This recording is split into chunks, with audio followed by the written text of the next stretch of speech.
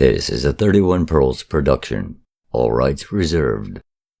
Please remember to comment, like, and subscribe. Book of Manuscripts, Chapter 17, Scroll of Netertat. Your servant Netertat, priest, at the temple of the seer of heaven at Netham, found this writing when he was the opener of doors for Penikin.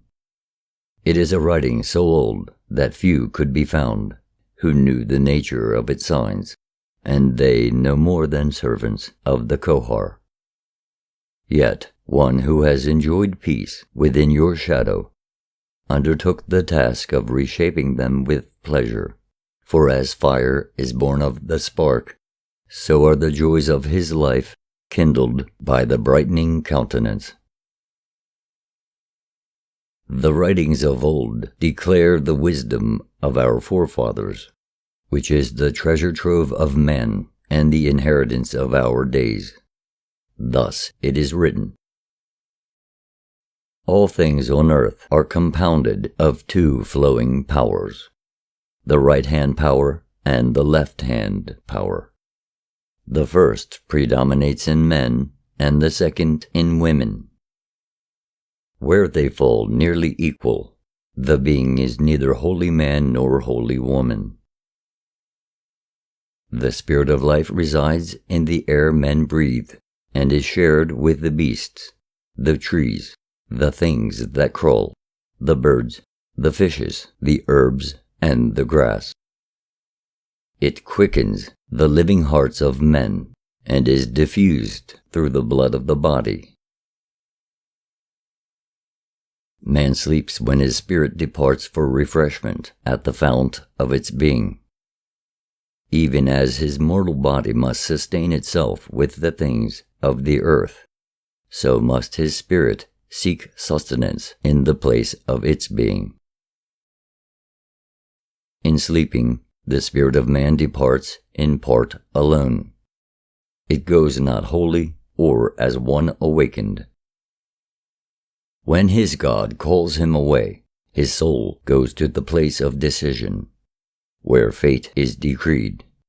There, by the underground river, the good are separated from the wicked, but the river is not a river of water. In that all things are made known, and the river is the river of life. Outside of man, between God and man, is the reflection of God, which men call nature. It can be disturbed by man and distorted, even as the reflections in a pool of clear water are disturbed by the drop of a pebble. Nature accords exactly with the greater needs of men, with their desires and beliefs, and with what they have deserved. It is also a modifying force operating upon the conditions of their testing. It is the breath of God expressed in living things. It is to God as the material web of the spider is to the living thing. They are separate and unlike, yet one.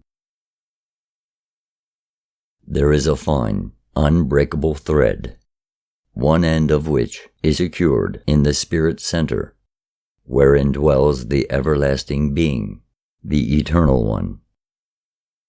The other end is fastened to matter, and between the two is the web of creation spun out of the single thread of invisible substances by the forming power of God. All that we know as mortals exists within the sphere of mortality. All was originally compounded from the fiery dust, the first expression of the outbreathing of God, upon which the forming power operated. As hair grows from the skin of the head, which is nothing like hair, as a tree springs up from the soil, which is nothing like a tree, as the spider spins its web and then withdraws, so does mortal matter come forth from the immortal spiritual substance. As the shadow is to the object that gives it form, so is the material to the spiritual. All things are held together by the spiritual womb web. The form is there, but the shape is here. Nature is the Spirit of God manifesting in matter. It is the spiritual form seeking outlet and expression in matter. It is the maker, the means of making, and the thing made, though all these activities are in a subordinate capacity. Spirit is not nature. Spirit is the source of all consciousness, which experiences both pleasure and pain. The spirit of man, when in contact with nature, feels the ever-changing conditions of nature. He who understands that activity anywhere is but the working of nature, and that God oversees this labor, understands the truth. Nature is never still. It is ever moving. Man is a creature bound to things ever changing.